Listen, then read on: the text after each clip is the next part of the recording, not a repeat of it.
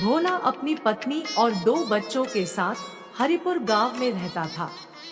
वो गांव के साहूकार के पास मजदूरी करता था। भोला ने अपनी बहन की शादी के लिए साहूकार से कर्ज लिया था, जिसका भुगतान वह साहूकार को कई वर्षों से कर रहा था। भोला भगवान शंकर की बहुत पूजा करता था। ऐसे ही एक दिन मंदिर में शिवरात्रि का भव्य आयोजन था। वो अपनी पत्नी और बच्चों के साथ मंदिर पहुंचा, पर साहूकार भी वहां मौजूद था। साहूकार भोला को बोलता है, मंदिर में दर्शन करने के लिए पुण्य करने पड़ते हैं। तुझ जैसे कंगाल के पास ऐसा क्या है जो तू भगवान शंकर को दे सकता है? बताओ, कोई दान दक्षिणा या कोई चढ़ावा है तुम्हारे पास भगवान शंकर को देने के लिए? भोला उदास मन से पत्नी और बच्चों को लेकर वापस घर की ओर चल पड़ता है। तभी एक आदमी अचानक भोला और उसकी पत्नी के सामने आता है और कहता है, कुछ खाने को दे दो, बड़े जोरों की भूख लगी है। तब भोला की पत्नी कहती है, भैया, अभी तो मेरे पास आटे का हलवा है, अगर आप ये खाओ तो आपकी भूख शांत जाएगी। तब वो आदमी बोलता है, मुझे आटे का हलवा ही दे दो, भूख में तो प्रसाद और भी स्वादिष्ट लगता है। तब भोला उस आदमी से पूछता है, क्या नाम है तुम्हारा? तब वो आदमी बोलता है, मेरा नाम शिवा है, मैं काम की तलाश में हूँ, क्या आप मुझे कोई काम दे सकते हो? मैं कुछ भी कर लूंगा।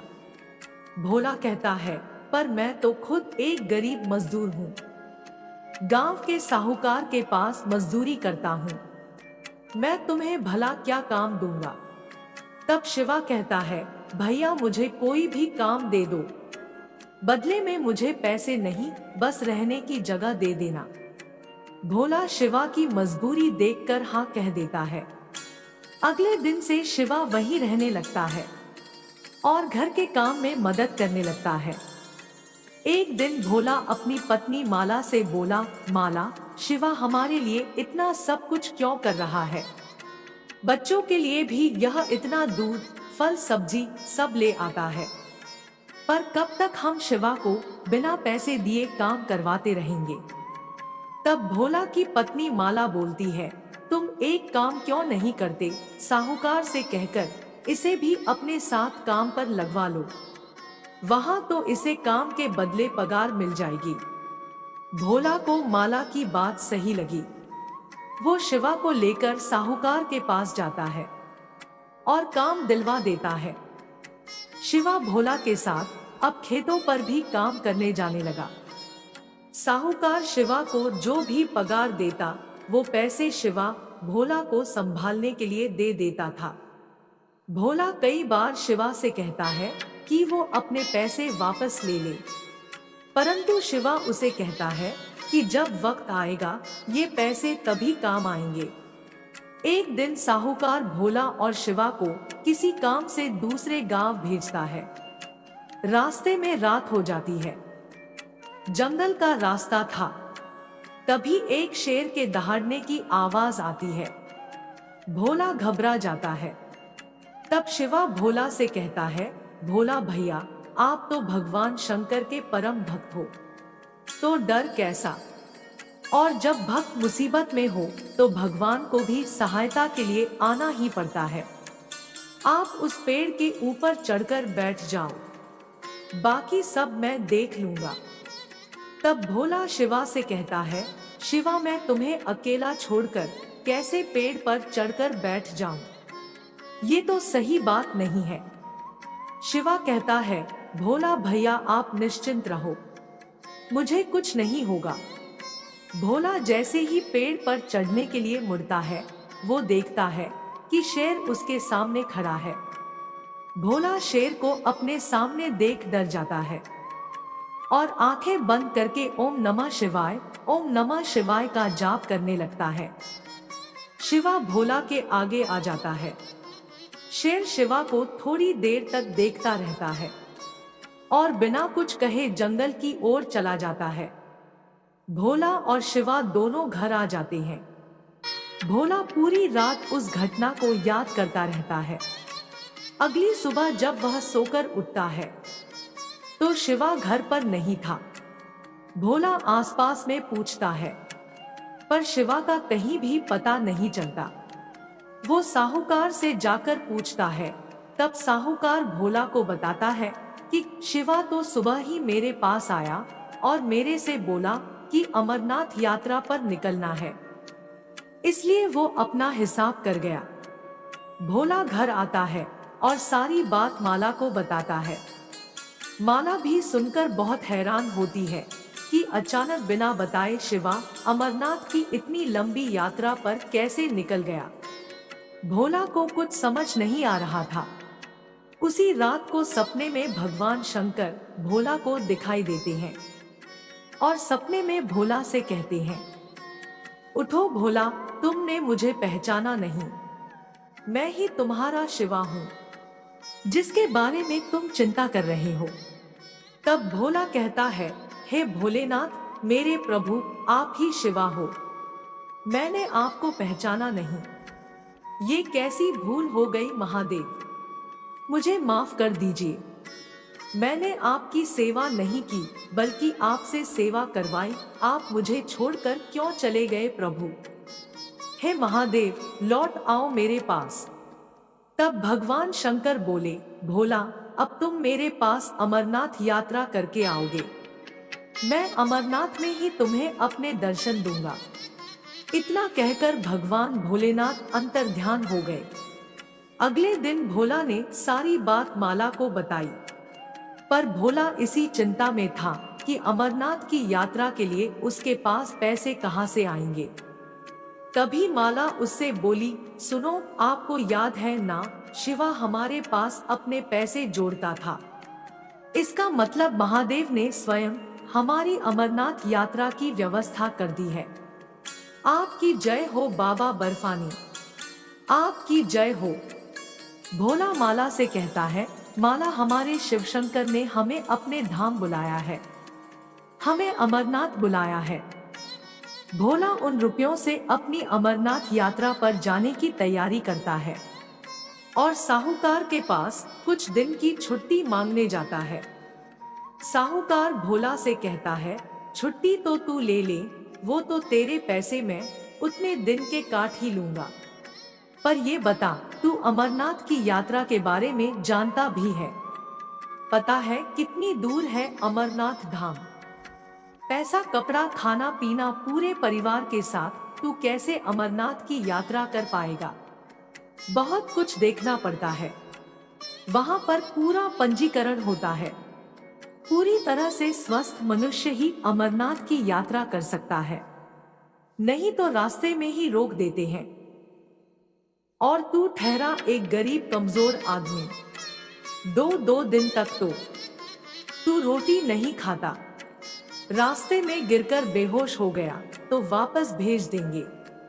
देख, मैं भी अमरनाथ जा रहा हूँ अपने परिवार के साथ। तू देखना, मैं अमरनाथ की पूरी यात्रा करके वापस आऊंगा। भोला साहूकार की बातें चुपचाप सुनता है और अपने परिवार के साथ अमरनाथ की यात्रा के लिए निकल पड़ता है। उधर साहूकार को भी अपने परिवार को लेकर अमरनाथ की यात्रा के लिए जम्मू निकलना था, पर किस्मत को शायद कुछ और ही मंजूर था। 75 वर्ष से ज्यादा उम्र होने की वजह से साहूकार के पंजीकरण को स्थगित कर दिया गया। साहूकार ने मन ही मन सोचा, भगवान शंकर ने शायद मुझे सबक दिया है कि उनकी यात्रा के लिए कोई गरीब या अमीर नहीं होता। वो जिस पर कृपा करते हैं वही उनके दर्शन कर पाता है। शायद भोला उनका मेरे से भी ज्यादा बड़ा सेवक है, इसलिए उसे अमरनाथ यात्रा पर जाने का शुभ अवसर प्राप्त हुआ। मैं यह क्यों नहीं समझ पाया कि भगवान तो प्रेम के भूखे हैं। उन्हें धन दौलत, बड़े बड़े पकवानों से कोई मतलब नहीं है। उन्हें कोई एक सूखी रोटी भी खिला दे तो उसमें भी भगवान प्रसन्न हो जाते हैं। हे शिवशंकर, मुझे माफ कर दो। मैंने उस गरीब मजदूर की गरीबी का हमेशा फायदा उठाया है। बस एक बार भोला यात्रा से वापस आ जाए, फिर मैं खुद उससे माफी मांगूंगा। भोला माला और बच्चों के साथ पहलगाम पहुंचता है।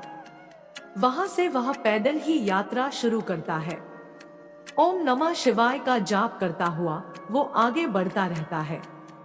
चलते चलते बच्चों को भूख लगती है। भोला अपने बच्चों से कहता है, रुको, तुम लोग यहाँ इस पत्थर पर बैठो, मैं किसी से पूछता हूँ। भोला एक भक्त से पूछता है, सुनिए भैया जी, यहाँ खाने के लिए कोई सुविधा मिल जाएगी? तब वह भक्त भोला को बताता है कि अमरनाथ में जाने वाले भक्त और श्रद्धालुओं के लिए लंगर लगा है, जहाँ उनको भरपेट भोजन मिल जाएगा और सोने के लिए भी पूरी व्यवस्था की गई है। आओ मैं तुमको वहां तक का रास्ता बताता हूँ। भोला ने अपनी यात्रा को भगवान भोलेनाथ के भरोसे शुरू किया था और उसे पता था कि भगवान भोले शंकर ही उसकी यात्रा पूरी करवाएंगे। भोला ने देखा कि अमरनाथ को जाने वाले यात्रियों के लिए जगह जगह पर लंगर लगे हैं और रात में वह लंगर धर्मशाला में तब्दील हो जाते हैं, जिसमें यात्री लोग सुविधा पूर्वक सोते हैं और सुबह होते ही फिर से अपनी आगे की यात्रा को निकल जाते हैं। अमरनाथ यात्रा के लिए उन्हें 5 पड़ाव पूरे करने थे। पहला पड़ाव पहलगाम उन्होंने पूरा कर लिया था। तब भोला का बेटा नमन भोला से कहता है कि पिताजी अभी और कितनी दूर है। तब भोला नमन को बताता है कि अमरनाथ के लिए 5 पड़ाव पूरे करने होते हैं। पहला पड़ाव पहलगाम हमने पूरा कर लिया है, अभी शेष 4 पड़ाव और है, जिसमें चंदनवाड़ी, शेषनाग, पंचतरणी तथा अंतिम पड़ाव अमरनाथ है, जहां हमें बाबा बर्फानी अर्थात भोलेनाथ के दर्शन होंगे। रास्ते पर अलग अलग पड़ाव में रुकते हुए आखिरकार भोला और उसका परिवार अमरनाथ की गुफा तक पहुंच ही जाते हैं। भोला का पूरा परिवार इतने सुंदर दृश्य को देखकर खुशी से झूम उठता है। तब भोला माला को बताता है, माला तुम जानती हो कि अमरनाथ को तीर्थों का तीर्थ कहा जाता है, क्योंकि यहीं पर भोलेनाथ ने मां पार्वती को अमरत्व का रहस्य बताया था। तब भोला और उसके परिवार को वहां पर कबूतरों का जोड़ा भी दिखाई देता है। भोला कहता है, ये कबूतरों का जोड़ा बहुत ही किस्मत वालों को ही दिखता है। फिर भोला और उसका पूरा परिवार बाबा बर्फानी के दर्शन करते हैं और दर्शन करने के बाद वो लोग खुशी खुशी अपने गांव वापस आ जाते हैं। गांव आकर साहूकार भी भोला से अपनी गलतियों के लिए माफी मांगता है और भोला को अच्छी पगार देने लगता है। उस दिन के बाद भगवान शंकर के आशीर्वाद से भोला की जिंदगी में खुशियां आ जाती है। तो दोस्तों, आपको हमारी आज की यह कहानी कैसी लगी? अगर आपको हमारी ये कहानी पसंद आई हो तो वीडियो को लाइक व हमारे चैनल कथा परिवार को सब्सक्राइब जरूर करें, ताकि आगे आने वाली वीडियो आपसे मिस ना हो। इसी के साथ मैं अपने शब्दों को विराम देती हूँ और पुनः आपके मंगलमय जीवन की कामना करती हूँ। अंत में बस इतना ही कहूंगी, ऊपर वाले के आशीर्वाद और अपनों के प्यार के साथ कर दिखाओ कुछ ऐसा कि दुनिया करना चाहे आपके जैसा।